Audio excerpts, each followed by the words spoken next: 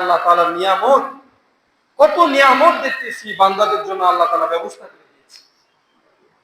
হ্যাঁ, আল্লাহ তাআলা আমার আপনার রিজিকের ব্যবস্থা কত সুন্দরভাবে করে দিয়েছে। দেখেন, জীবিত একটা গরুকে জবাই করে তাকে হত্যা করে আমরা তাকে ভক্ষণ করছি। যদি এমনটা হতো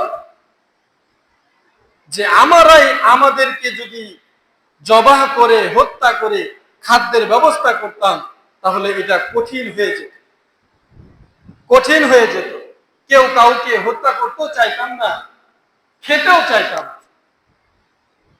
এতটাই নিজেদের জীবনের মায়া করতাম, তাই না? কথা বলেন। কিন্তু আল্লাহ তাআলা জীবন্ত জীবিত জীবিত জীবিত পশুদেরকে আমাদের জন্য হালাল করে দিয়েছে। একবারও মায়া করছি, একবারও মায়া করছি না জবাহ করতে। তাকে জবাহ কর, খেতে হবে, তাড়াতাড়ি জবাহ কর। এত সুন্দর সুন্দর ছাগল, খাসি, তাকে গম খাওয়াইতেছি, জব খাওয়াইতেছি, দিয়ে পালতেছি, আবার তাকেই জবাই করে দিচ্ছি। বলছি কেন? আল্লাহ তাআলা এটা আমার জন্য রিজিকের ব্যবস্থা করে দিয়েছে, এই জন্য জবাই করে দিচ্ছি।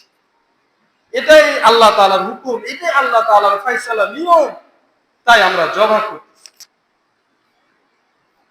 কিন্তু আরো অনেক নিয়ামত আছে, ফসল আদি আছে, ফসল আছে, কত রকমের রিজিকের ব্যবস্থা আল্লাহ তাআলা দুনিয়াতে দিয়েছেন। তবে আল্লাহ তাআলা বলছেন, দুনিয়াতে যা কিছু দিয়েছি সবই পবিত্র। কি পবিত্র? সবই কি পবিত্র।